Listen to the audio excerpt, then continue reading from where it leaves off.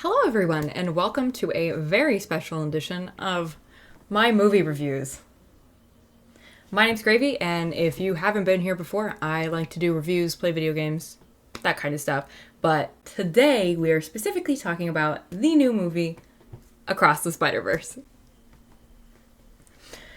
And right here is a spoiler warning. I don't give away, too much in this video. I'm not gonna go through this whole plot because there's a lot of it, and honestly, I just think you should see it yourself and really take it in and enjoy it. So you have to watch it to find out what happens. Also, fully winging this, so. But if you don't want to know anything about Spider-Man Across the Spider-Verse, don't watch this. Come back when you have watched it, and, I understand. That's cool. If you know me, you know I am a gigantic Spider-Man fan. If you don't know me, I feel like at this point, we could probably tell. It's a little embarrassing, but it's how it has to be. Because, it's my thing. I've been very excited for Spider-Man Across the Spider-Verse. I love Miles Morales, and a huge portion of why I got into Spider-Man was the first Spider-Man Into the Spider-Verse movie. I became obsessed very quickly after my first viewing of that movie. So I just wanted to quickly talk about, this movie because I saw it on the very first viewing that I could see it in my area. And I just got back from it and I am ecstatic. I am just... Let's just get into it. The movie opens up on Gwen Stacy in her universe, and the beginning scene is basically like a direct take from the Spider-Verse comics. And I thought that was really interesting because I actually read the comics now. And I was like, oh, wow.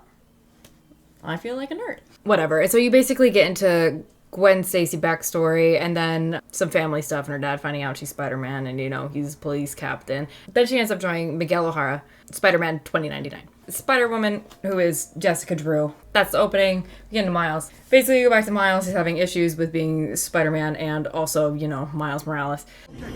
I gotta go. And then you're introduced to the Spot. Swing, just like I taught you. You go through, and then Gwen comes back. Gwen comes to his universe. They chat. He finds out that she's part of the Spider Society now. He ends up following her through a portal.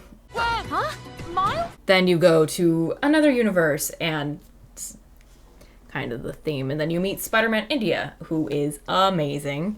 Who is really one of the best parts of the movie. Does a fantastic job. Then we're introduced to Hobie, who is Spider-Punk. A lot of stuff happens, and then Miles has to go back to the Spider-Man headquarters where he meets all the Spider-Man. We've all seen the clips by now.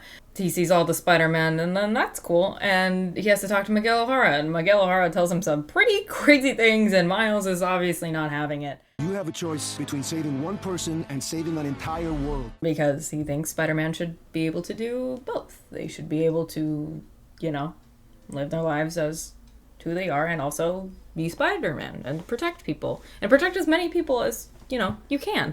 We also see Peter B. Parker at this point with Mayday. Just fantastic. We're also introduced to a really interesting character who is Spider-Bite. Her and Miles have really great chemistry. Set that aside for right now. But they do have fantastic chemistry, and I'm really excited to see her in the second movie. Miles gets all this information. When does it happen? Miles runs great running scenes, great fight scenes.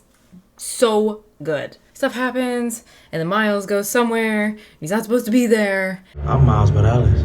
And then the movie ends. And that's it. That's my rundown of the movie. Because I think you should see it.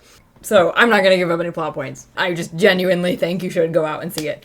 It's really a great movie. One of the biggest highlights for me were the different animation styles between each, universe, right? And so very telling in the last part of the movie where Miles is in a different universe and there's multiple of the same character and they look different fundamentally just because of the art style. And I think that is so sick. I think it is so cool. I just think it's so amazing how many different art styles there are and how people can be the same exact person, but they look different. And It's just wonderful to me. The voice acting, amazing, obviously. Everyone did a fantastic job. I just love the story. I just loved taking everything in. I thought it was a beautiful second movie to an already fantastic first movie, and I cannot wait to be seated for the third.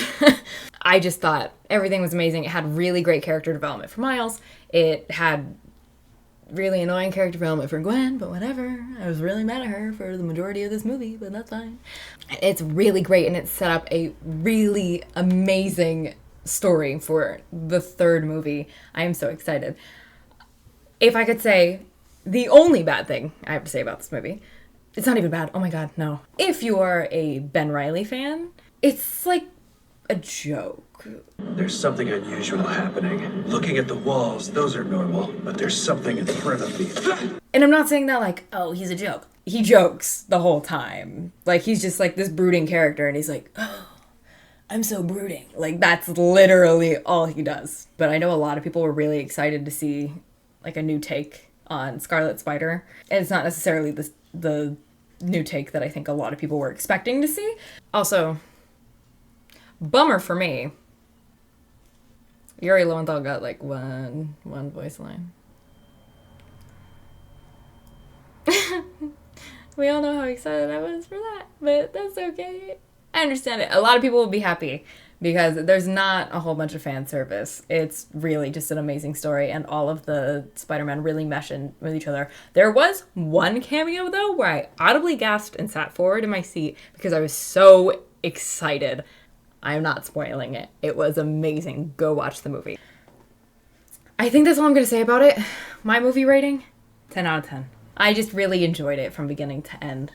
I didn't want it to end. Ends on a huge cliffhanger, so that's a warning. I think that's all I have to say about Spider-Verse. Like I said, I think they had really big shoes to fill because the first movie is just actual like masterpiece work of art and really filled in the shoes. And it was so good. It was so good. I really don't know what else to say. Besides, thank you so much for watching. If you like this content, feel free to subscribe and turn that notification button on because, you know, I post a lot of different things. Follow my other socials to get even more content, and if you really liked it, feel free to like and comment what your takes on the movie were. I'd really appreciate to hear all your feedback and your commentary on the movie itself. Thank you so much, everyone, for watching. I really appreciate it, and I hope you have a great rest of your day, and you go and see Spider-Man Across the Spider-Verse in a theater by you sometime soon. Bye, everyone!